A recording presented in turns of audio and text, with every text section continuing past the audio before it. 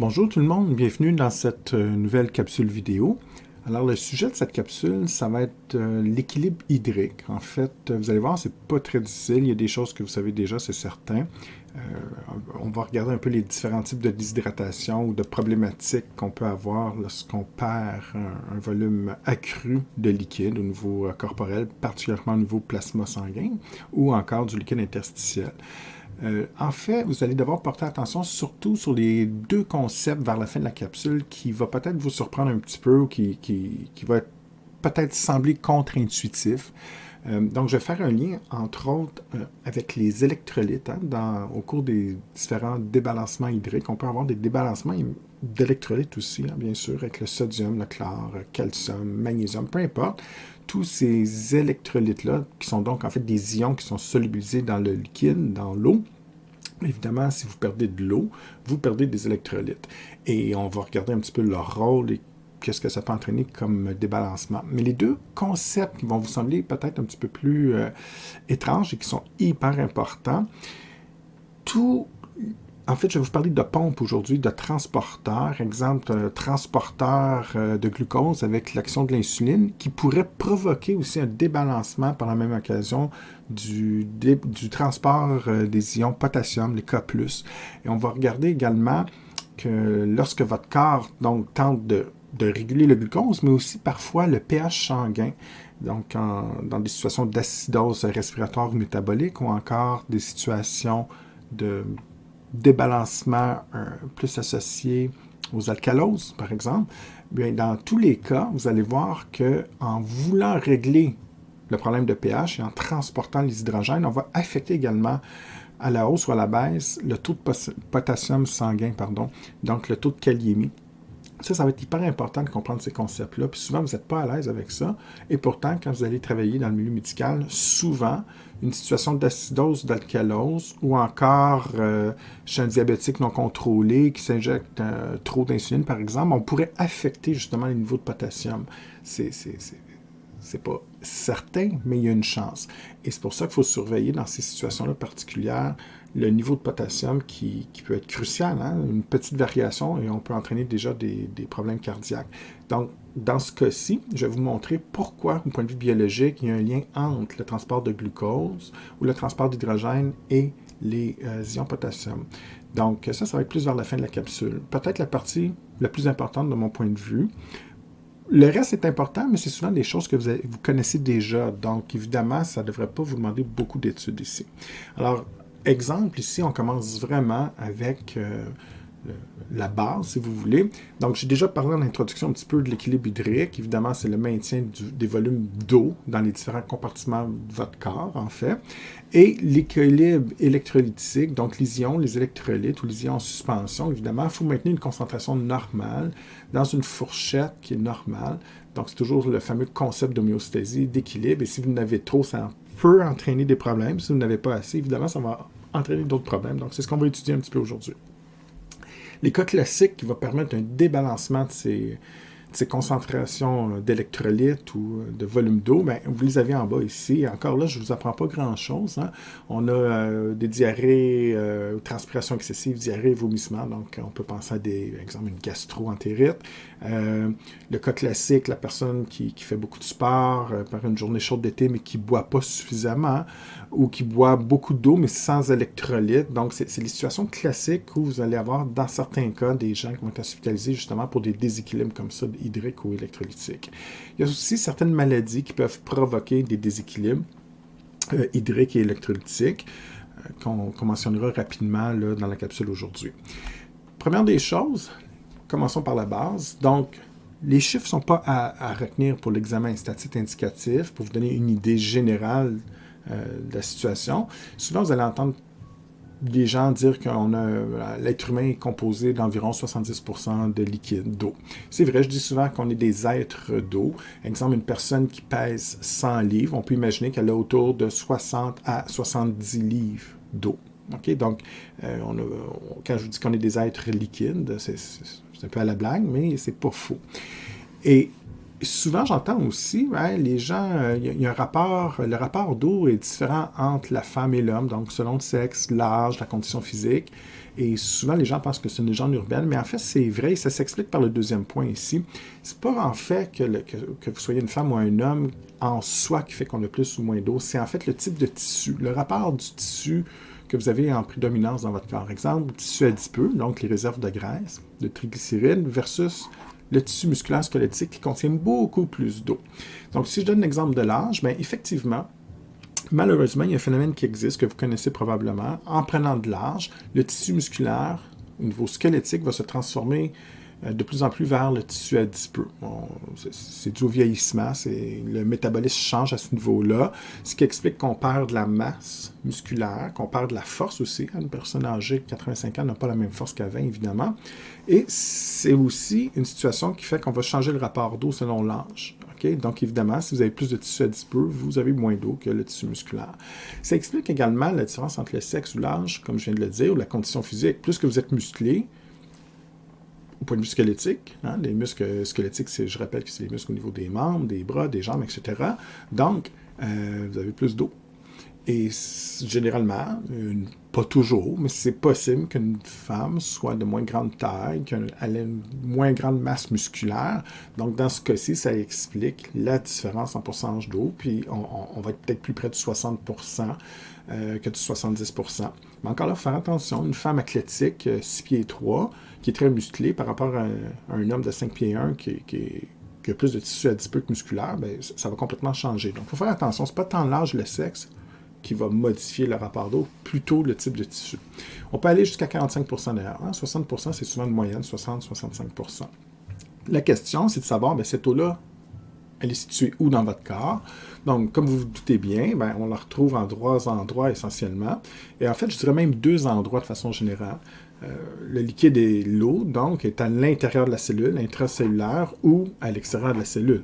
Il n'y a pas grand miracle, il y a grand scoop ici.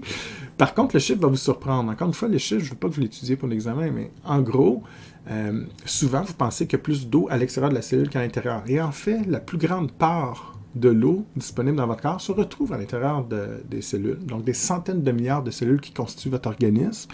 C'est à l'intérieur de la membrane cellulaire, au niveau du cytoplasme, exemple, qu'on peut, ou du noyau, ou peu importe. C'est vraiment dans la cellule qu'on va retrouver l'eau. Donc, dans ce cas-ci, c'est la grande majorité de l'eau. Le reste, le 35% qui reste, est à l'extérieur de la cellule. Okay? Donc, c'est mon deuxième compartiment. Et selon l'endroit où on se trouve, ben, ça peut changer de nom, évidemment. Donc, je vous donne l'exemple des vaisseaux sanguins. Contient le sang, il y a des cellules, des érythrocytes, les globules rouges, les leucocytes, globules blancs et tout ça, qui flottent dans l'eau. Et l'eau, à l'extérieur des globules rouges, des globules blancs, si vous voulez, est confinée à l'intérieur d'un vaisseau. Ça peut être une artère, une veine, peu importe, un capillaire.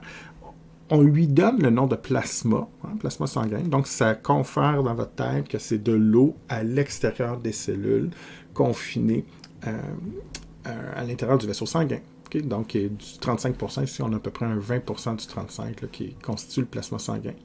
Et ce liquide, si vous voulez, extracellulaire, peut porter différents noms selon l'endroit de votre organisme. Donc, comme je viens de le mentionner, à l'intérieur des vaisseaux, on parle de plasma, mais vous avez vu à la session dernière que dans le cerveau, il y a des ventricules, des trous, des cavités remplis de liquide qu'on appelle le LCS, liquide cérébrospinal, au même titre que le plasma. C'est du liquide extracellulaire. On parle ici de liquide interstitiel généralement, mais donc les cellules vont baigner dans ce liquide-là, mais comme on se retrouve au niveau de la moelle épinière ou du cerveau, dans des cavités très particulières, on parle de LCS. La composition est très similaire au plasma, il y a des petites nuances, mais en fait, change de nom pour nous indiquer qu'on n'est pas au même endroit. Articulation synoviale, exemple le genou, on a un liquide comme ça qui s'appelle la synovie. Vous êtes au niveau de l'œil, on va parler d'humeur aqueuse vitrée, mais c'est encore une fois du liquide, de l'eau à l'extérieur de la cellule, donc du liquide interstitiel. Et vous voyez comme ça qu'on va changer de nom selon l'endroit qu'on se retrouve, mais ils ont tous un point commun, c'est le liquide, c'est l'eau essentiellement, avec différentes molécules qui sont solubilisées évidemment dans cette eau-là, à l'extérieur de la cellule, donc liquide extracellulaire. Alors, Ici, comme je disais, les chiffres, vous n'allez pas m'apprendre ça par cœur, mais je veux que vous ayez une idée générale de la localisation de ce liquide-là. Et pour vous rester en santé, c'est très très simple. On doit s'arranger pour avoir les bonnes proportions de liquide dans chacun de ces compartiments-là.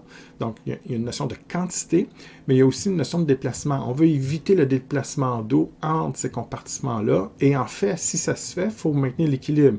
Donc, si j'ai du liquide qui sort de la cellule vers l'extérieur, ben, je dois avoir une quantité équivalente qui rentre vers l'intérieur. Et même chose pour les échanges hydriques entre le plasma et les différentes cellules ou le liquide interstitiel ou peu importe. Mais il faut maintenir l'eau en bonne quantité aux bons endroits. C'est un peu ça l'idée. Donc, je vous parlais un petit peu du liquide, si je fais un retour en arrière, en fait, liquide interstitiel plasma, oui, c'est du liquide extracellulaire, mais le plasma est confiné dans les vaisseaux sanguins, alors que le liquide interstitiel se retrouve à l'extérieur, évidemment. Comme je le disais, on peut changer l'appellation selon l'endroit de l'organisme, mais on est à l'extérieur. Et la question, qu'est-ce qui les distingue? Pas grand-chose, en fait. Donc, dans les deux cas, c'est de l'eau qui se retrouve à l'extérieur de la cellule, évidemment. C'est à peu près les mêmes ions qu'on va retrouver. Donc, concentration élevée des ions sodium, calcium, clair, etc. Il y en a d'autres, c'est les principaux ici. Donc, c'est à peu près la même chose. La seule différence, c'est la quantité de protéines. Au niveau des vaisseaux sanguins, du plasma sanguin, il y a beaucoup plus de protéines que le liquide interstitiel. Bon, évidemment, c'est pas très surprenant. La fonction du sang, c'est de transporter tous les molécules à peu près de votre corps aux différents endroits de votre organisme. Donc, il y a beaucoup d'hormones, beaucoup de transporteurs, beaucoup de protéines, alors qu'il y en a un peu moins qui va sortir des vaisseaux sanguins. Mais mis à part ça, c'est essentiellement la même chose.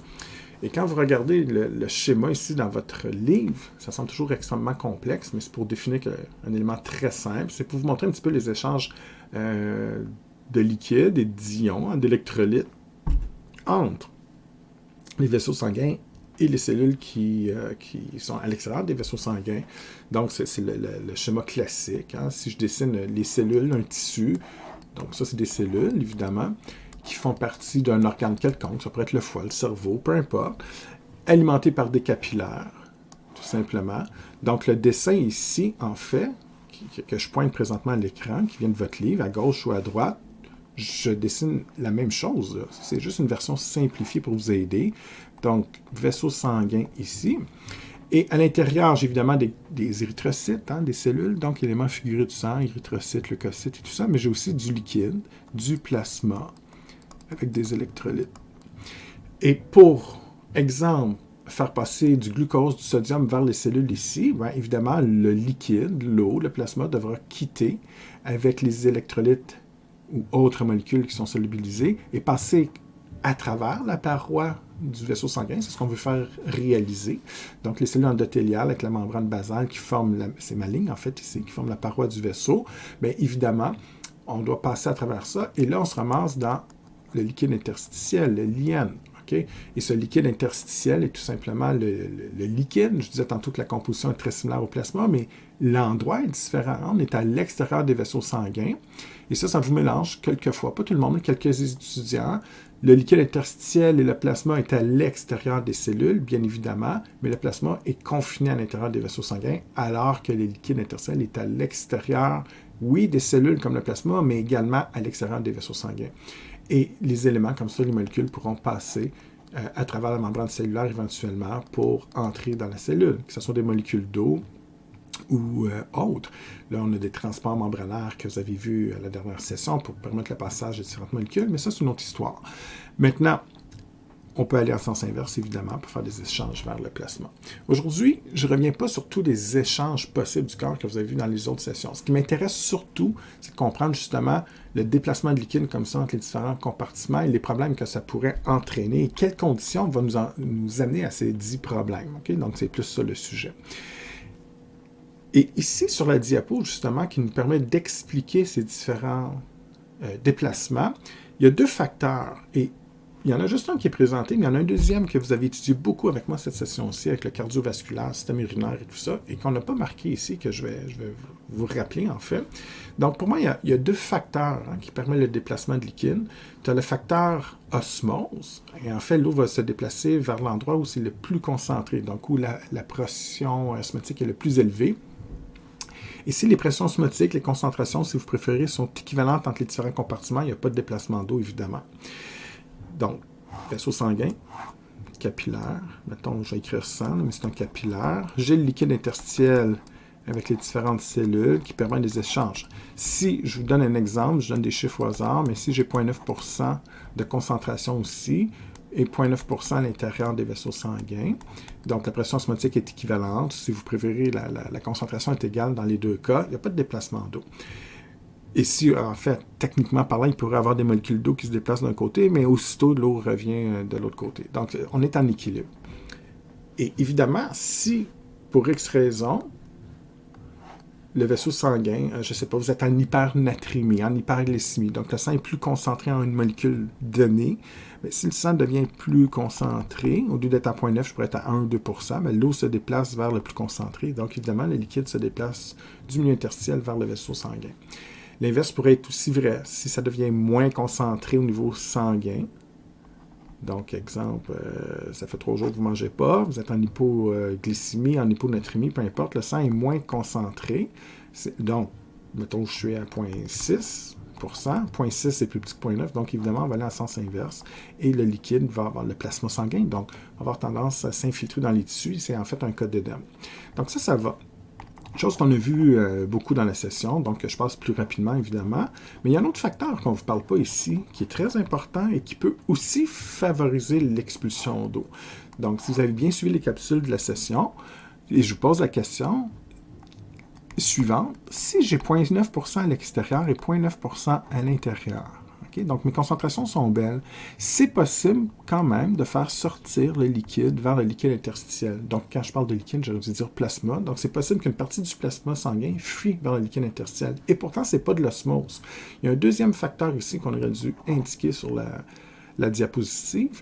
Et dans ce cas-ci, je vous pose la question, si mes concentrations sont belles, quel autre facteur permet le déplacement d'eau vers l'extérieur ou l'intérieur? Donc, peut-être certains d'entre vous ont trouvé la réponse. On pourrait parler de pression hydrostatique ou la pression artérielle, en fait. La pression hydrostatique du liquide interstitiel, on a vu ça beaucoup dans le système urinaire ou cardiovasculaire quand on calculait la pression nette de filtration. Je ne reviens pas là-dessus, mais mettons la pression hydrostatique du liquide interstitiel. Donc, c'est une certaine pression exercée par un volume de liquide, donc à l'extérieur. Et je peux aussi avoir une pression hydrostatique au niveau du plasma sanguin, donc au niveau du sang. Et on va se le dire, la pression hydrostatique sanguine, c'est une pression de liquide, essentiellement, c'est relié à la pression artérielle. Donc, exemple, si la pression artérielle du patient monte de façon exagérée, est en hypertension, la pression intérieure associée à la force du liquide sur les parois, la pression artérielle, c'est la force du sang exercée sur les parois du vaisseau, entre guillemets, c'est évidemment, si la pression artérielle est très forte, beaucoup de liquide qui arrive très rapidement ici, avec force, on peut dire aussi que la pression hydrostatique sanguine est plus élevée. Et si je compare cette pression hydrostatique sanguine par rapport à la liquide interstitielle, le plus fort l'emporte. Si les deux pressions hydrostatiques sont égales, il n'y a pas de déplacement d'eau, mais ici, ça pousse tellement plus fort, tellement plus de liquide, que ça va favoriser une expulsion du plasma sanguin vers le liquide interstitiel. L'inverse pourrait être vrai aussi. Si la pression artérielle du patient est extrêmement faible, donc une hypotension sévère. Donc, on pourrait dire ici que la pression hydrostatique sanguine est très faible. Alors, par rapport à la pression hydrostatique du liquide interstitiel, si, le cas échéant, cette pression ici hydrostatique est plus forte, on va favoriser l'entrée de liquide interstitiel dans le plasma sanguin, dans le vaisseau sanguin. Donc, c'est pas simplement... Quand on vous dit dans le livre ici, le déplacement des liquides entre les compartiments, ils ont beaucoup focusé sur l'osmose, et c'est vrai, mais il ne faut pas oublier les autres chapitres du manuel. Exemple, le deuxième facteur, pression hydrostatique. Donc, le volume de liquide entre les différents compartiments va modifier la pression hydrostatique, et si elle n'est plus égale entre les différents compartiments, ça pourrait favoriser l'expulsion ou non de liquide, évidemment. Maintenant, qu'est-ce qui se passe quand vous buvez de l'eau, quand vous êtes déshydraté? Comment ça se fait? La question est simple. Là, on dirait qu'il y a 4 étapes, mais ça se résume en une phrase, en fait. La dame qui boit ici, comment ça se fait que l'eau va se déplacer des capillaires vers les cellules? Est-ce qu'on a des processus particuliers qui vont favoriser ça, ou c'est simplement les lois de base? Mais moi, je peux vous dire, là, c'est pas de la magie, c'est les lois de base d'osmose, tout simplement. Une chose est certaine, si vous avez soif, vous êtes déshydraté. Donc, implicitement, on peut déduire que si vous êtes déshydraté, OK? Vous manquez de liquide. Alors, vous avez soif. Quand vous buvez un bon grand verre d'eau, on s'entend, ça vient diluer la concentration sanguine. Si j'ajoute de l'eau dans vos vaisseaux sanguins, dans vos capillaires, et j'ajoute de l'eau, ça vient diluer. Donc, techniquement, vous buvez, le système digestif va absorber l'eau au niveau de l'intestin, exemple. Cette eau-là passe en circulation sanguine, et plus que vous buvez, plus que vous finissez diluer la concentration sanguine, l'osmolarité du sang, si vous préférez. Et quand on vous dit que c'est hypotonique, il faut comprendre que c'est l'effet de l'eau aussi que vous avez absorbé qui vient diluer. Et là, c'est simplement un phénomène d'osmose. Si je dilue la concentration sanguine au niveau des capillaires, ben, par comparaison, la cellule devient plus concentrée. Donc, techniquement, par osmose, l'eau, vous le savez bien maintenant, va toujours vers le plus concentré. Alors, si je dilue de façon importante, ma concentration sanguine devient plus faible que la concentration extérieure des vaisseaux sanguins. Donc, ma cellule devient plus concentrée et l'eau, par osmose, va avoir tendance à quitter le plasma sanguin et aller vers la cellule. OK? Donc, vous n'en rendez pas compte, mais en fait, quand vous buvez une quantité, surtout une quantité importante de liquide, et plus que vous avez soif, plus que vous buvez, donc plus que vous diluez la concentration sanguine et plus que vous allez favoriser l'expulsion de liquide vers la cellule. Et c'est ce qu'on veut. Hein? Vous avez bien compris qu'ici, la cellule est déshydratée. Bien, évidemment, on veut déplacer l'eau vers les cellules des différents tissus. Et c'est simplement un phénomène d'osmose qui explique ça. À l'inverse, vous perdez de l'eau, vous êtes déshydraté, donc la dame ici, ça semble ça va avoir fait un sport quelconque, elle n'a pas encore bu, donc elle est complètement déshydratée. Qu'est-ce qui se passe? Bien, si j'ai perdu de l'eau de façon importante par transpiration, exemple, okay, au cours de mon sport, bien, si je perds du liquide, qu'est-ce qui arrive? Mon plasma sanguin est plus concentré. Et l'exemple que je vais vous donner, c'est simplement un verre d'eau. Hein, un verre d'eau avec du glucose à l'intérieur. Ouais, exemple, une limonade. Okay? Donc, j'ai un verre de limonade. C'est de l'eau et du sucre essentiellement.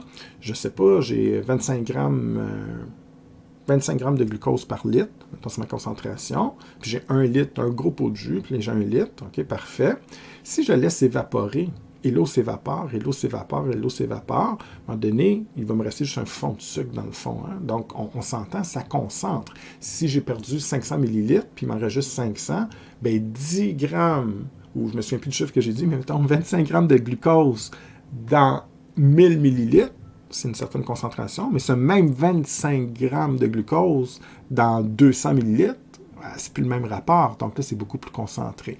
Et c'est pour ça, en fait, c'est la même chose. Le vaisseau sanguin ici, c'est le pot de jus. Au lieu du jus puis du sucre pour ma limonade, c'est l'ensemble des molécules qu'on retrouve en solubilisation dans le liquide, tout simplement. Mais l'idée ici, c'est que si j'ai perdu de l'eau dans mon plasma, ça va concentrer mes molécules. Le rapport entre le plasma et les molécules est différent. Donc, ça devient très concentré. Et ce qui va arriver, bien là, ça va attirer l'eau par osmose. Et c'est le problème. Les cellules sont en train de se déshydrater. Comme le simple concentré dû à une transpiration excessive, exemple, l'eau va quitter par osmose vers le plus concentré. Et tout simplement, toujours l'eau vers le plus. Donc, on va tendance à venir ici. Et là, mes cellules se déshydratent. Et c'est là qu'on pourrait faire un retour en arrière. On verra un peu plus tard que cette situation va déclencher le mécanisme de la soif assez rapidement. Et là, la dame, comme tantôt, quand je vous l'ai expliqué, quand elle va boire de l'eau, on va venir diluer cette forte concentration-là et on va boire tant que la concentration sanguine en fait, on va s'arranger pour diluer le plus possible jusqu'à temps qu'on devienne moins concentré que la cellule. Donc, même si la cellule devient hypotonique par rapport au sang, on va boire pour diluer jusqu'à temps qu'on devienne plus faible ici. Et là, l'eau va retourner comme ça, comme on a vu à la situation précédente. Donc, la situation précédente ici, c'est exactement ce que je vous montrais. Tout simplement que oui, j'ai perdu de l'eau, peut-être que mon sang devient plus concentré, mais je vais diluer ça en buvant pour ramener l'eau de l'autre côté. Et en fait, on pourrait simplifier de façon très, très simple. Ce déplacement d'eau dans une situation ou l'autre, c'est vraiment toujours de l'osmose. Donc, on s'assure d'ajuster la concentration, parfois par le simple fait de boire de l'eau. Hein, on peut juste réajuster comme ça. Et vous avez vu aussi au cours de la session qu'il y a différentes hormones, comme l'ADH, l'aldostérone, qui permet, exemple, de réabsorber l'eau au niveau des néphrons, hein, au niveau des reins, qui pourrait contribuer aussi, mais ça, c'est une autre histoire. Maintenant, des éléments relativement simples ici. Quand on parle d'équilibre hydrique, évidemment, il faut s'arranger que l'apport, donc ce que vous buvez, par exemple, ou ce que vous allez chercher dans votre alimentation en termes de volume de liquide, d'eau, doit être égal à ce que vous perdez au cours de votre journée. Et tant que vous êtes en état d'équilibre, donc si, en d'autres mots, de façon très simple, tant que tu combles les pertes, hein, si vous perdez 1 litre aujourd'hui, vous devez boire l'équivalent, ou en tout cas manger et boire des aliments pour combler ce litre-là. Tant que vous arrivez à égaler vos pertes, on est correct, on est en état d'équilibre. Le problème, c'est quand vous en perdez plus que ce que vous absorbez, là, ça peut amener différents problèmes qu'on verra. Donc, c'est vraiment ça les deux points clés ici. Non seulement il faut s'arranger en termes de quantité, donc, on doit s'arranger pour que l'apport soit égal à la perte, mais également s'arranger pour que l'eau ne se ramasse pas, exemple, juste dans le plasma sanguin. On veut la redistribuer à l'intérieur des cellules, dans le liquide interstitiel. Donc, il y a une notion de quantité, mais aussi de localisation, si on peut s'exprimer ici. Donc, s'arranger que l'eau soit dans les bons compartiments, évidemment. Ici, pas grand-chose de très surprenant, peut-être, sauf le deuxième point, mais comment je fais pour apporter le volume d'eau nécessaire au corps. On vous dit que c'est entre 2 et 3 litres. Dans votre livre 2.2, 2.7, mais ça varie d'un manuel à l'autre, peu importe. Entre 2 et 3 litres de liquide qu'on doit aller chercher pour la personne moyenne. Ça dépend de votre âge, de votre activité physique, d'un paquet de facteurs, mais en moyenne. Et votre premier réflexe, c'est de dire, je bois. Mais vous n'êtes pas obligé de boire 2,7 litres. Là. Vous pouvez prendre juste 1 litre. L'eau, votre organisme, ne compte pas l'eau que vous buvez. Souvent, vous me dites ça, il faut que je boive autant. Pas vraiment. Vous mangez, vous prenez des fruits, il y a de l'eau. À la limite, vous prenez une liqueur, c'est pas bon pour la santé. On préfère boire un verre d'eau par rapport à un coke. Mais il y a de l'eau dans un coke. C'est peut-être trop sucré, il y a peut-être des produits chimiques pas tellement bons, mais le concept, votre corps, lui, va aller chercher de l'eau. Donc, ça n'a pas tellement d'importance d'un point de vue hydrique uniquement. Je ne parle pas des autres problèmes engendrés, mais l'idée, c'est d'aller chercher l'équivalent d'eau, de volume d'eau, pardon, pas juste en buvant d'un verre d'eau, en mangeant des fruits, des boissons, peu importe. Donc, on appelle ça les aliments préformés. Et c'est votre premier apport, évidemment, c'est sans grande surprise. Okay? Encore une fois, la quantité d'eau selon les boissons, les aliments, c'est par retenir. Okay? Mais on veut à peu près entre 2-3 litres d'eau par jour pour se maintenir en santé. Ça, je vous demande de le retenir. L'autre chose, on a une première source comme ça, mais on a une deuxième source de production d'eau qu'on oublie tout le temps. C'est une production chimique. Donc, la respiration cellulaire, au niveau de la mitochondrie, on peut produire l'équivalent d'un 300 ml d'eau, en fait. Et c'est de l'eau métabolique, en fait, qu'on appelle. Alors, respiration cellulaire que vous avez déjà vu à la session dernière, l'oxygène plus le glucose me permet de produire de l'énergie sous forme d'ATP, de l'énergie thermique également, donc la chaleur, produit du CO2, comme on a vu dans la séquence 5, au niveau du système respiratoire, mais aussi de l'eau. Okay? Donc, il y a des réactions chimiques comme ça qui vont se faire au niveau de la chaîne de transport des électrons, et à la fin, on produit une molécule d'eau. L'ensemble de vos cellules qui fait cette réaction chimique-là, en termes de métabolisme, va produire ces molécules d'eau-là au niveau de 300 ml. Donc, à peu près une tasse d'eau par jour. Ça veut dire que si tu ne buvais pas d'eau aujourd'hui, tu t'assures de produire au moins 300 ml d'eau. Pardon. Donc, on est loin du 2,2 à 2,7 ml, mais on vient quand même chercher 300 ml sans avoir rien fait. Il y a d'autres réactions chimiques que vous avez vues aussi il y a longtemps dans votre carrière d'étudiant, hein, le catabolisme, l'anabolisme. Alors, le catabolisme qui était des réactions chimiques qui permettaient de briser des grandes molécules en plus petites molécules. Mais on a également les réactions anaboliques qui, au contraire, va produire une molécule d'eau.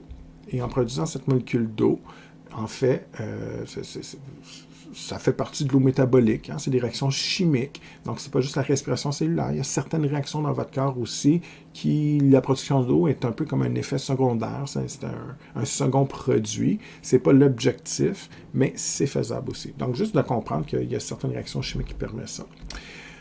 Donc, deux moyens de s'approvisionner en liquide. Le problème, c'est qu'on a beaucoup de pertes.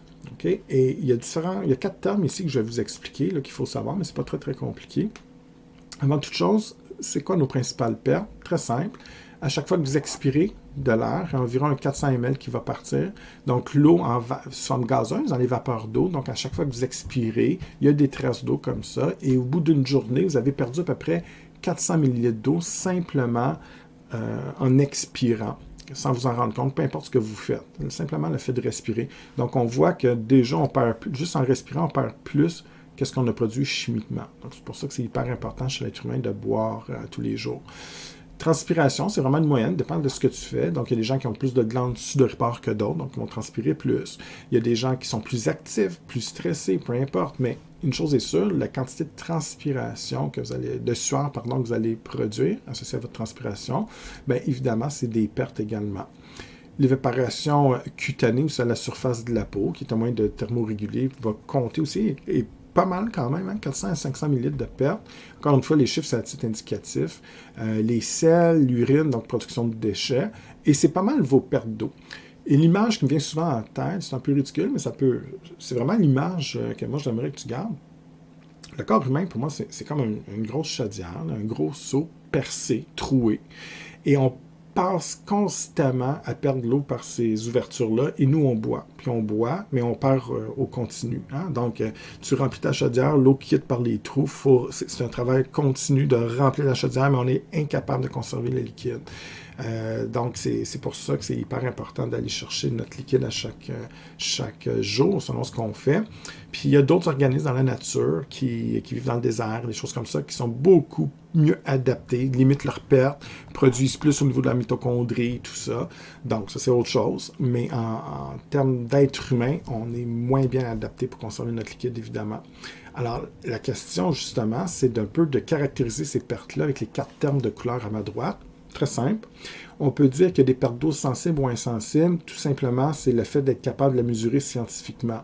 OK, ou non.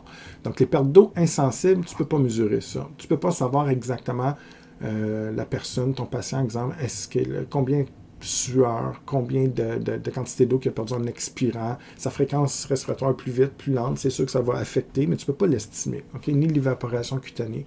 Donc, en fait, tout ça ici, c'est insensible. Tu ne peux pas le mesurer. On sait que ça se passe, mais impossible d'estimer ça. Par contre, ce que tu peux mesurer, donc les pertes d'eau sensibles, c'est vraiment au niveau des selles et de l'urine particulièrement. Et c'est pour ça que dans certains cas, c'est un indicateur intéressant pour vous autres. C'est facile de voir l'état d'hydratation de ton patient parce que tu peux surveiller ce qu'il va manger et boire, puis ce qu'il va produire. Donc, pour être en santé, il faut produire un volume minimal de 500 ml d'eau par jour. Hein, j'en ai déjà parlé. En bas de ça, on risque de s'intoxiquer avec les déchets comme l'acide urique, l'urée, tout ça. Donc, un 500 ml. Mais si ton patient a uriné 800 ml, puis il ne boit pas, puis il ne mange pas de la journée, mais tu sais qu'il y a une perte de 800. Okay? Donc, c'est facile à mesurer. Donc, c'est vraiment la façon d'estimer là, en mesurant. C'est les seules pertes d'eau sensibles, en fait, qu'on peut calculer. Ensuite, tu as des pertes d'eau qu'on dit obligatoires ou facultatives. Obligatoires sont obligées, donc elles vont se faire peu importe ce que tu fais dans ta vie, 24 heures sur 24, ça a toujours lieu, ta perte est toujours là, donc tu vas toujours respirer, donc l'expiration, sueur jusqu'à un certain niveau, même si tu le sens pas, puis tu es assis devant la télé, puis tu fais rien, puis ta peau bien sèche, tu transpires quand même un petit peu sans t'en rendre compte. C'est sûr que c'est bien différent si tu fais un sport, mais c'est quand même, la production est quand même minimale, mais elle est là. Même chose pour le reste, pour le volume minimal d'urine de 500, tu n'as pas le choix, une personne en santé va faire ça tous les jours. Par contre, tu as des pertes d'eau facultatives qui généralement sont contrôlées par certaines hormones. Donc, tu produis ces hormones-là, exemple la FNA, qui est un vasodilatateur, mais qui est aussi une hormone qui va permettre, qui va favoriser la diurèse, l'expulsion, la production d'urine, si tu préfères. Donc, dans ce cas-ci, on va dire une perte d'eau facultative. Okay? La FNA, souvent, tu la produis dans un contexte d'hypertension, ta pression artérielle est trop forte, vous avez déjà vu ça dans la session, parfait.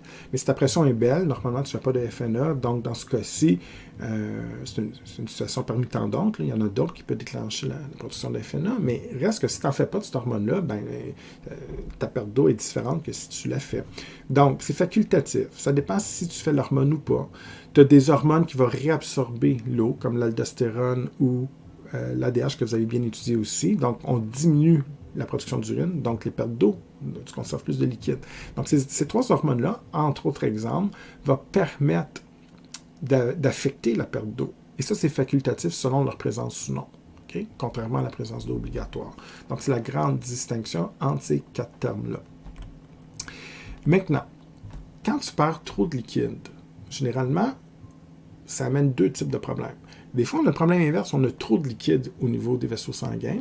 Donc, il y a deux autres problèmes associés. Et en fait, c'est mes quatre premiers. Donc, quand on parle d'hypovolémie, hypo, faible, volumie, volume, donc un manque de liquide ici. Et là, souvent, on va te confondre 1 et 3 ensemble. Déshydratation, hypovolémie. En fait, il y a une seule question que tu dois te demander pour le distinguer. Est-ce que ma perte de liquide va affecter la concentration sanguine, l'osmolarité, exemple du sang? Il y en a un qui le fait, puis l'autre pas. Donc, il faut faire attention. Souvent, vous pensez qu'une déshydratation va automatiquement conduire à un problème de concentration ou d'osmolarité. Et c'est faux. Ça peut être souvent le cas, mais parfois, on peut perdre du liquide sans affecter la concentration.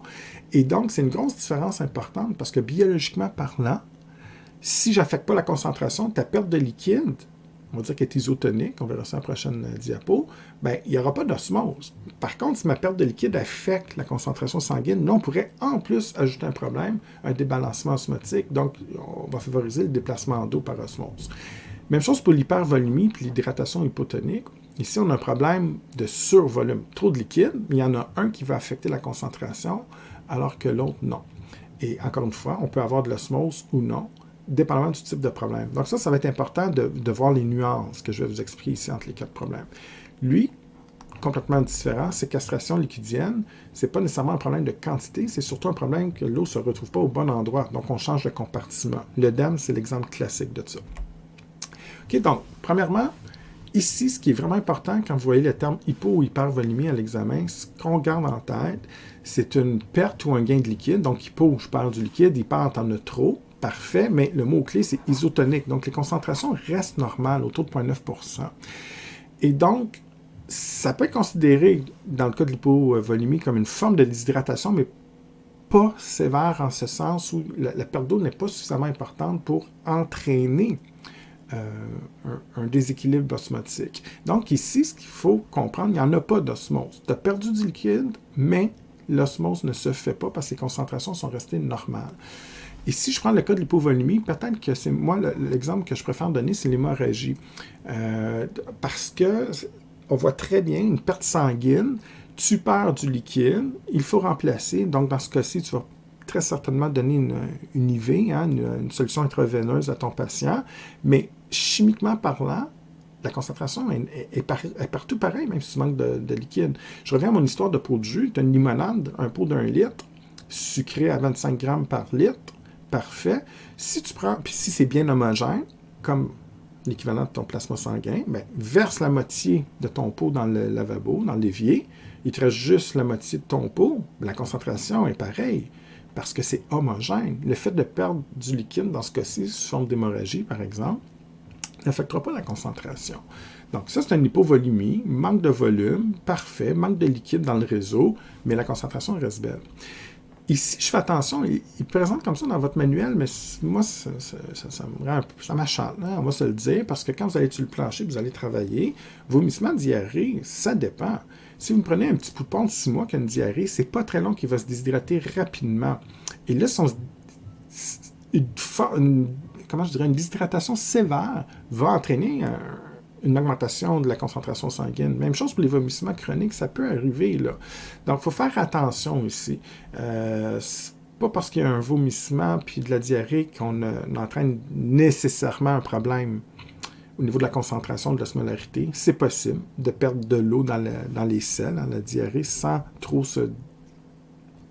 affecter, si vous voulez, la concentration, mais si c'est des diarrhées sévères, puis ça fait 5 jours, ben je peux vous garantir qu'il va y avoir des problèmes d'osmose. Okay? Donc, ici, le mettre dans l'hypovolémie, mais il faut faire attention parce que ça pourrait devenir un cas de déshydratation, qui est le numéro 3 que je vais vous expliquer dans 2 secondes. L'hypervolémie, ben, c'est un gain de liquide, mais isotonique. Donc, c'est plus rare, honnêtement. Il n'y a pas beaucoup de situations qui provoquent ça. Généralement, l'apport hydrique est normal. Okay, mais c'est les reins qui éliminent un petit peu moins d'eau dans l'urine. Donc, c'est comme négligeable. Tu urines un petit peu moins. Donc, tu as un peu plus de liquide qui traîne dans le réseau sanguin, mais pas assez pour avoir un effet de dilution. Donc, on va parler d'hypervolémie ici. Donc, plus de liquide, mais sans affecter la concentration ou l'osmolarité. Déshydratation. Donc là, ici, il faut faire attention. On est comme le numéro 1. C'est une hypovolémie, manque de liquide. Mais là, ici, faut faire, comme je dis ici, il ne faut pas confondre avec l'hypovolémie. Donc, ici, là, le plasma devient plus concentré. Donc, on va affecter la concentration. Et ça, c'est bien important de le comprendre parce que là, tu vas attirer l'eau vers le plasma sanguin par osmose, comme on a vu déjà.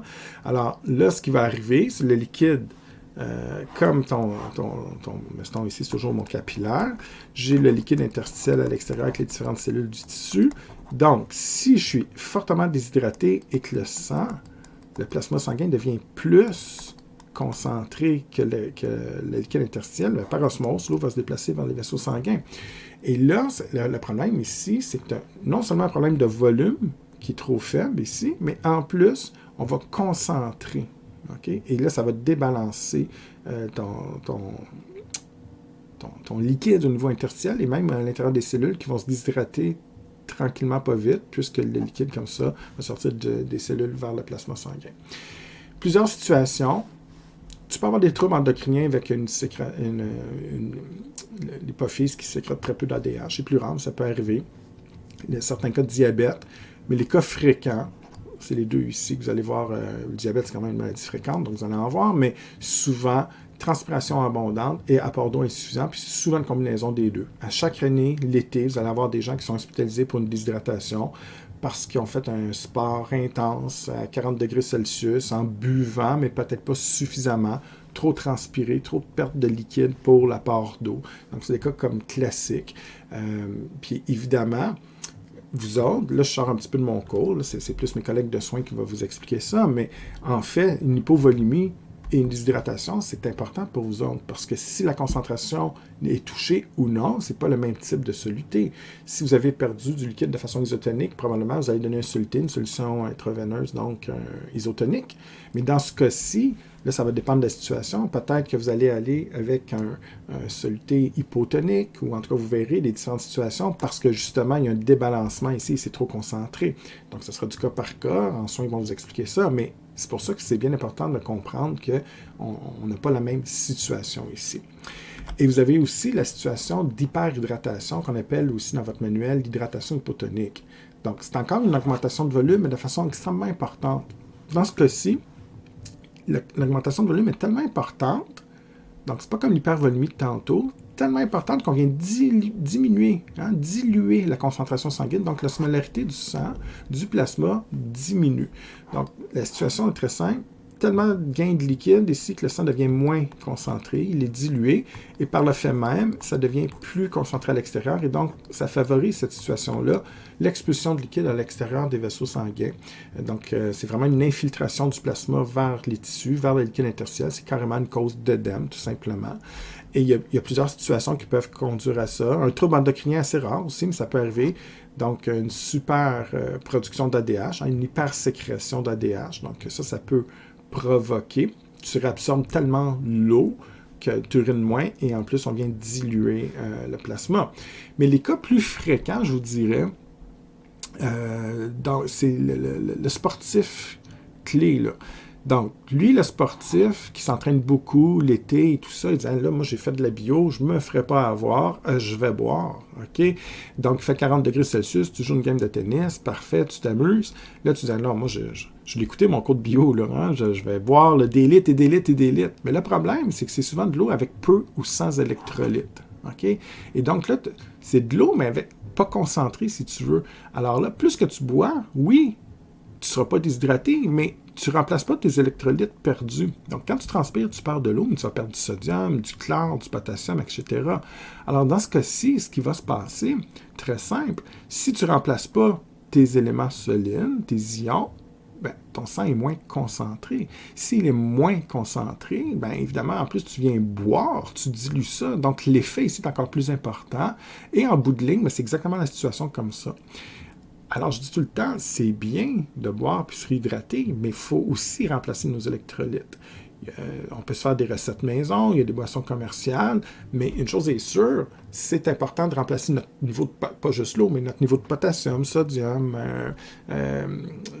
calcium, tout le kit, et en remplaçant comme ça les électrons en même temps que le liquide, là, tu permets de maintenir une concentration égale de part et d'autre de ton vaisseau sanguin, et là, tu ne viens pas te déstabiliser.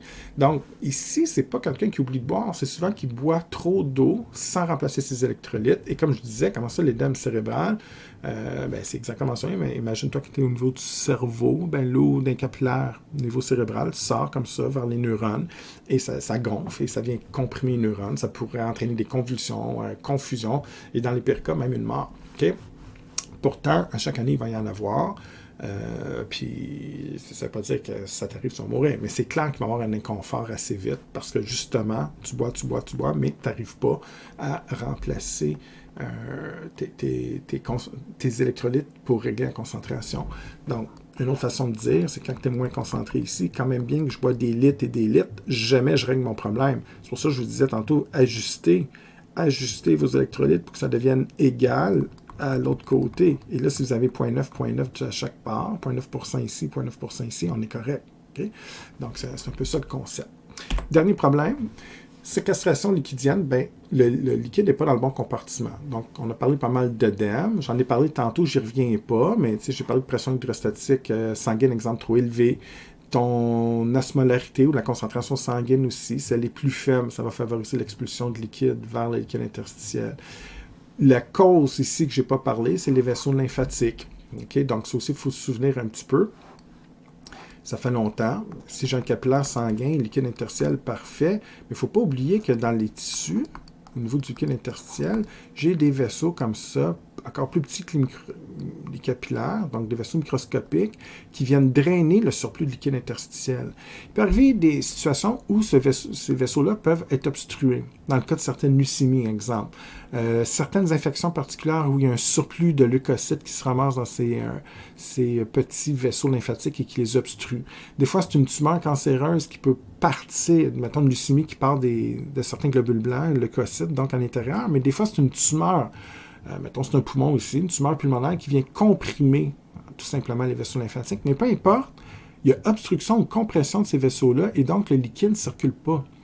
Et si on empêche la circulation de la lymphe ou de l'eau, si vous préférez, à l'intérieur de ces vaisseaux lymphatiques-là, évidemment, ça ne circule pas, donc ça va refouler vers les tissus, vers le liquide interstitiel, et ça a tendance à s'accumuler. Donc, que ce soit un débalancement osmotique, débalancement au niveau de la pression artérielle ou hydrostatique, ou encore des vaisseaux lymphatiques qui ont de la misère à faire circuler les liquides, bref, ces trois causes-là, je dirais que c'est les principales causes qui vont conduire à de l'œdème. Il y a d'autres choses, il y a d'autres maladies et tout ça, mais c'est souvent les trois cas classiques. Et on voit que ça peut être spectaculaire. Souvent, on voit de l'œdème... ça, je vais ouvrir une parenthèse parce que j'ai des confusions des fois. On peut avoir de l'œdème spécial, très localisé. Exemple, l'insuffisance cardiaque gauche peut provoquer de l'œdème pulmonaire uniquement. Une infection pulmonaire aussi, une pneumonie, tout ça. Donc, on est de l'œdème au niveau des poumons, très localisé, ça arrive. Puis, il y a d'autres situations, évidemment. Mais quand c'est un œdème généralisé, okay? Exemple, si vous avez un problème de concentration sanguine, c'est le sang en général, dans tous vos vaisseaux sanguins, qui est moins concentré, le tissu à l'extérieur est plus concentré, donc évidemment, le liquide sort. Et là, comme vous voyez les jambes souvent du patient qui sont gonflées, puis que vous ne voyez pas de traces d'œdème à l'extérieur, vous avez l'impression que c'est de l'œdème qui affecte seulement les jambes. Mais c'est faux. C'est simplement plus visible dans les jambes parce que souvent, il y a un effet de gravité. C'est certain qu'un patient qui est alité depuis 6 mois, c'est moins évident. Mais quelqu'un qui est debout, qui fait sa vie, par gravité, l'eau a tendance à descendre vers le sol, vers les membres inférieurs. C'est pour ça que c'est souvent plus visible. Mais là, souvent, j'entends, là, il y a un problème juste aux jambes. Et c'est faux. C'est en fait, ce concept d'osmose-là va se produire dans l'ensemble des vaisseaux sanguins, mais c'est la concentration systémique générale qui est affectée, sauf que l'œdème peut être moins visible ailleurs, okay? Mais il ne faut pas penser que c'est localisé, ça serait généralisé dans cette situation particulière. Ici, je vais la sauter parce qu'en fait, les trois causes que je viens de vous expliquer, vous les avez de façon visuelle ici, donc c'est plus facile à comprendre. Vous regarderez ça à tête reposée, mais c'est exactement la même histoire, donc je ne vais pas me répéter une deuxième fois cette situation. Et pour terminer la séquestration liquidienne, oui, l'œdème, c'est une des grandes causes, mais il y a aussi différentes situations où le liquide ne se ramasse pas au bon endroit. Je commence par le plus facile, l'hémorragie, bien, effectivement, une perte de sang, donc une perte de plasma, l'eau se ramasse à l'extérieur de votre organisme, évidemment, c'est pas au bon endroit, donc on estime que le liquide n'est pas au bon endroit. Épanchement pleural qui va se faire surtout au niveau de la cavité pleurale, donc on a vu il y a longtemps que la plèvre, hein, qui est la membrane qui recouvre l'extérieur du poumon, c'est une cireuse, mais on a toujours le feuillet cellulaire pariétal, viscéral qui est le plus près de l'organe, donc dans ce cas-ci, le poumon serait ici. Donc cette cireuse-là, cette plèvre-là qui protège le poumon, et entre les deux feuillets, on avait vu qu'il y a du liquide ici, hein, qui va circuler, donc entre le feuillet viscéral et pariétal. Et il peut y avoir accumulation de liquide ici. Donc, normalement, ce liquide-là empêche la friction entre les deux feuillets. Les deux feuillets vont glisser un sur l'autre lorsque le poumon va prendre l'expansion ou revenir en place. Mais une chose est certaine, s'il y a trop de liquide ici, ben, ça peut venir comprimer le poumon, amener une gêne respiratoire, amener d'autres problèmes. Donc, il pourrait y avoir, par exemple, une infection pulmonaire qui fait en sorte qu'il y a une réponse de défense qui se fait, une production de leucocytes accrus, mais aussi de l'inflammation et tout ça, et accumulation de liquide qu'il pourrait y avoir ici. Des fois, c'est une irritation de deux structures qui frottent, ça va amener de l'inflammation aussi, puis accumulation de liquide. Peu importe, s'il y a une production ou une accumulation de liquide trop importante ici, ce qu'on appelle l'épanchement pleural, on considère que c'est une séquestration liquidienne. Trop de liquide à l'extérieur des cellules au niveau de la cireuse, donc on n'est pas au bon endroit en fait. L'acide, bien sûr, même chose, mais on est au niveau de la cavité péritonéale, donc il y a différentes conditions. Il y a certains cancers, cancer du pancréas parfois qui peut faire ça, plusieurs situations, en fait, médicales que vous verrez dans vos cours de soins, mais une chose est certaine, il y a une accumulation de liquide de façon assez localisée, donc au niveau de la cavité péritonéale, en fait, ou au niveau plus abdominal, si vous voulez. OK, donc voilà pour ça. Maintenant, ça va de soi, mais tout ce que je viens de dire se résume avec ce qui est en vert et en rouge, en fait.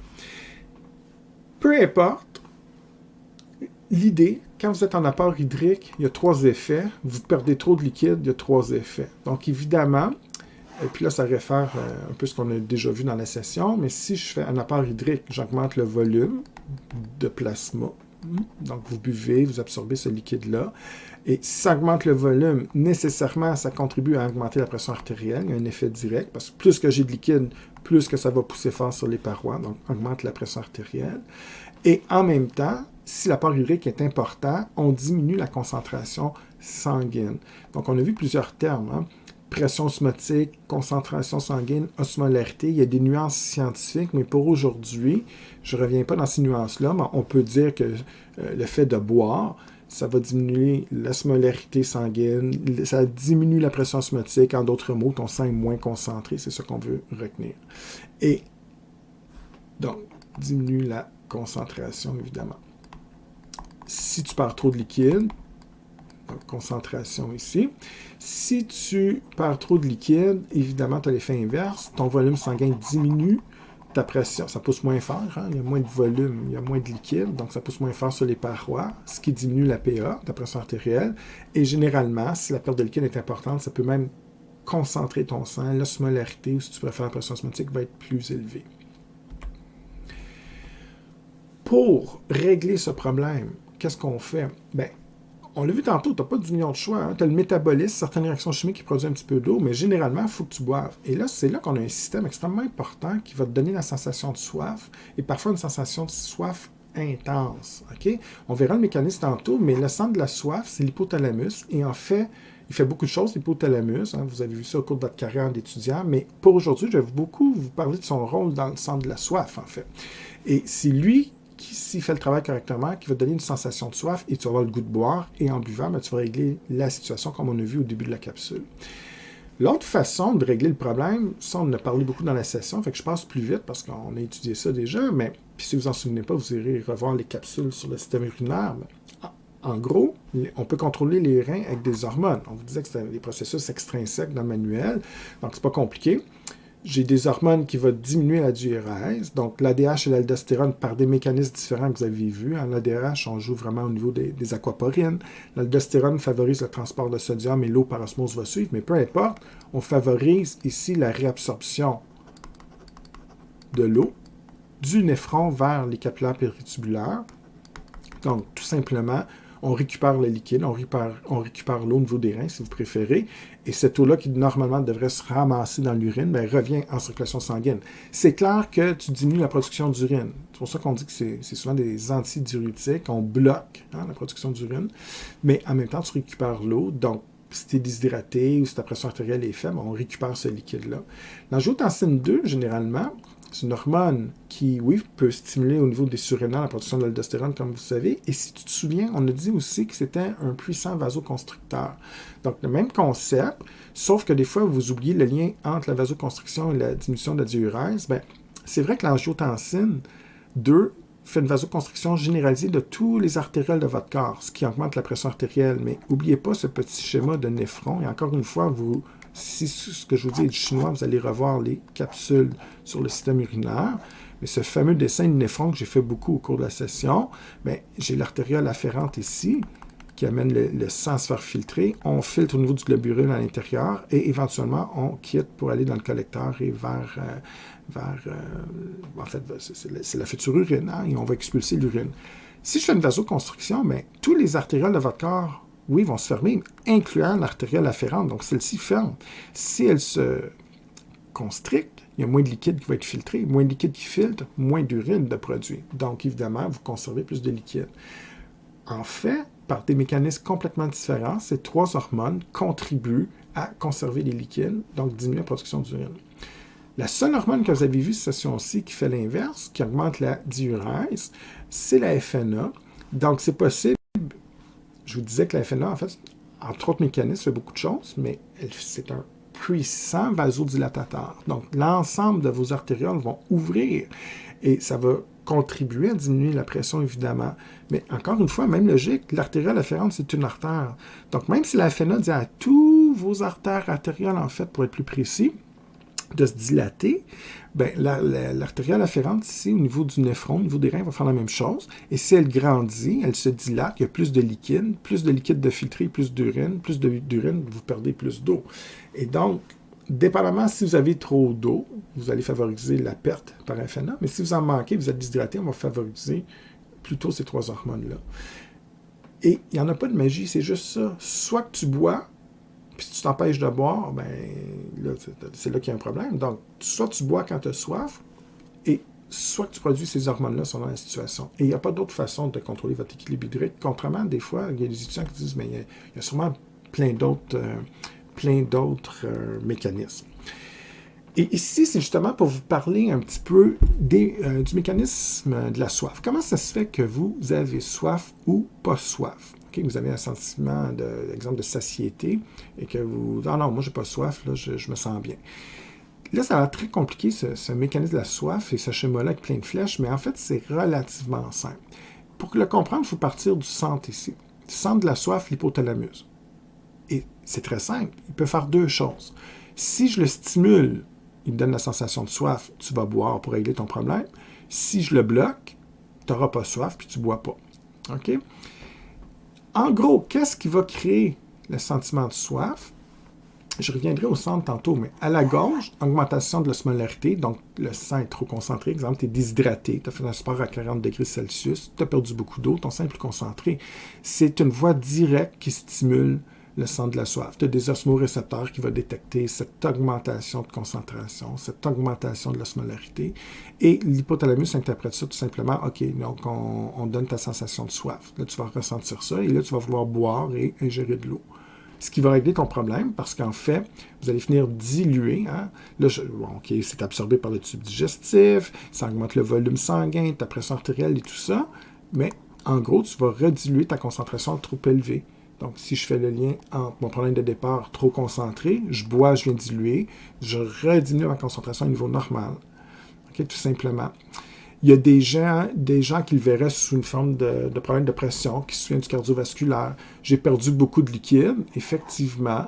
Donc, perdu de liquide, hypovolémie, donc parfait. Donc, la pression artérielle est plus faible. Si la pression artérielle est plus faible, je peux faire différentes hormones, mais peu importe, en bout de ligne, ça stimule le centre de la soif, tu vas boire et le gain de volume d'eau va aussi augmenter le volume, et en fait ma flèche devrait aller ici, augmenter le volume et augmenter la pression. tu t'en rends pas compte. Le fait de boire un verre d'eau te règle deux gros problèmes. Ton problème d'osmolarité, s'il y en a un, et ton problème de pression, s'il y en a un. Et généralement, si tu as perdu beaucoup d'eau, tu as les deux problèmes. Okay? Tu as un problème de concentration, un problème de pression, mais en buvant, tu vas régler ça. Et quand tu donnes une IV à un patient, ta solution intraveineuse fait exactement la même chose. Tu donnes une soluté, mettons, isotonique. Mais c'est un peu comme boire, là. Que tu passes par le système digestif, puis tu te ramasses dans le vaisseau sanguin, ou que tu le branches directement dans le vaisseau sanguin, ta solution, c'est la même chose. Ton corps, il s'en fout que ça arrive par la bouche ou par les veines. L'idée, c'est que tu ajoutes au volume, puis tu peux finir régler, le cas échéant, ton problème d'osmolarité chez le patient. Donc, c'est simplement ça, en fait. Ton schéma t'a dit ça en partie. Pas plus compliqué que ça. En même temps, tu vas à côté ici, un autre mécanisme que je n'ai pas encore expliqué dans la session, mais si tu perds, tu es déshydraté, tu perds de l'eau, bien, tu as moins de salive. Pourquoi? Bien, 90% et plus de la composition salivaire, c'est de l'eau. Tu n'as pas d'eau, tu en produis moins. Si j'ai moins de salive, tu vas sentir au niveau de la muqueuse buccale, au niveau de ta bouche, que c'est sèche, hein? Une sécheresse buccale. Et ça aussi, on peut détecter ça par des récepteurs et informer l'hypothalamus.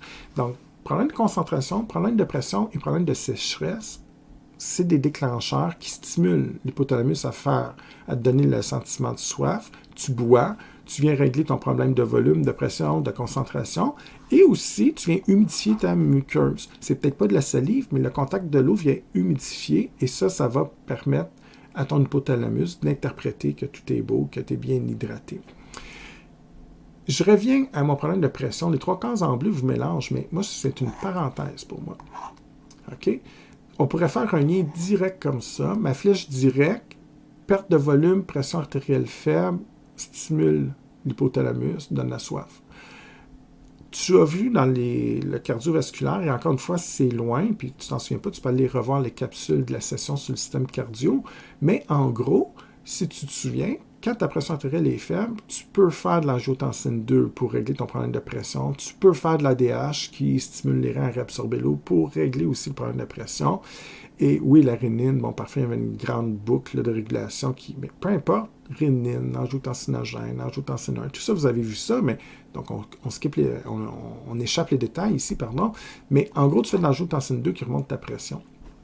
Ce que ça dit, ce dessin-là, c'est qu'il y a des chimiorécepteurs au niveau de l'hypothalamus qui est aussi capable de détecter la production de ces hormones-là. Si l'ADH augmente au niveau de la concentration sanguine, si l'angiotensine 2 augmente au niveau de la concentration sanguine, l'hypothalamus déclenche aussitôt la sensation de soif. La vie est bien faite. Quand on a ces hormones-là en grande quantité, généralement, c'est parce qu'on a un volume sanguin très faible et que ta pression est faible. Mais techniquement parlant, en théorie, il y a déjà des expériences qui ont été faites, mais si ton niveau, puis il y a des cas de maladies rares aussi, si ton niveau de pression artérielle est normal, okay, tu as une belle PA, puis que tu as une surproduction d'ADH, d'angiotensine 2, si on injecte au niveau de l'animal, ça déclenche la sensation de soif. Donc, vraiment, il y a vraiment une voie directe. C'est pour ça qu'ils l'ont ajouté sur le dessin.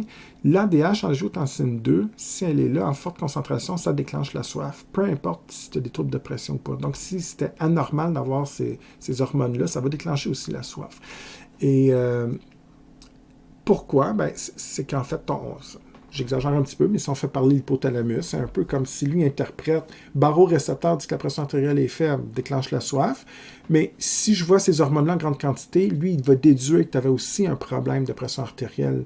Donc, peu importe que l'information arrive par les barorécepteurs, le fait avec les chimiorécepteurs de détecter et de quantifier ces deux hormones-là, si elles sont en grande quantité, ça stimule aussi la soif. Fait que la moitié de mon dessin du haut, si on le résume, parce que là, ça a l'air bien compliqué ce que j'ai fait, mais c'est très simple. Qu'est-ce qui déclenche la sensation de soif créée par l'hypothalamus? Hein, c'est lui qui contrôle ça.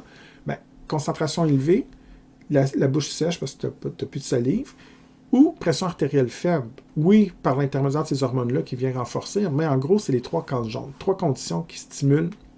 Donc, premier événement, deuxième, troisième, ou combinaison de ces trois événements-là, ou un seul, peu importe. L'hypothalamus, quand il reçoit cette info, lui, il dit « OK, tu as soif, tu bois, puis tu viens de régler tes trois situations. » Maintenant, tu ne peux pas toujours boire. Donc, comment on va faire pour arrêter? Bien, justement, l'idée, c'est il y a deux façons, en fait, sur ton dessin ici, d'inhiber. Okay? Donc, aussitôt inhiber veut dire bloquer, évidemment. Donc, Si je viens bloquer l'activité de l'hypothalamus au niveau du centre de la soif, ben, on arrête la sensation. Si tu bois, à un moment donné, ton estomac se remplit d'eau, donc on dit que ça va étirer ou faire une distension de l'estomac. Donc cette distension, qu'est-ce qu'elle fait? C'est simplement que les parois vont s'étirer parce qu'elles sont remplies d'eau, et plus que ça s'étire, à un moment donné, ben là, ton hypothalamus dit hey, c'est bien trop étiré, ça veut dire qu'il y a beaucoup de liquide, donc une distension importante de l'estomac vient bloquer cette voie-là, donc tu vas arrêter de boire, tu n'auras plus le goût de boire en fait. Même chose, si tu bois, ben, ta bouche devient moins sèche, tu viens lutter contre la sécheresse buccale, ou si tu commences à saliver plus, peu importe, mais une chose est sûre, si tu empêches, en fait, je veux dire ça différemment, si tu humidifies la muqueuse buccale, ça aussi c'est un signal interprété pour arrêter la sensation de soif. Et bien sûr, ce que je disais tantôt, tu bois, bien évidemment, tu remontes ton volume, tu remontes ta pression, tu diminues ta concentration, hein, ton sang est trop concentré si tu étais déshydraté, peu importe, ces trois facteurs-là qui reviennent à la normale viennent bloquer aussi. Fait qu'en jaune, c'est les trois facteurs problématiques que j'ai montrés tantôt. Voilà, donc on se souvient. Ben, j'ai l'équivalent de ces trois facteurs-là qui sont réglés simplement par le fait de boire. OK? Fait que quand on réfléchit bien, oui, ton schéma dans le manuel, ils l'ont complexifié, puis ça a l'air bien, bien difficile, puis beaucoup d'informations de flèches puis de couleurs, mais dans le fond, c'est pour dire des choses très simples quand on le voit sous l'angle que je viens de faire avec toi.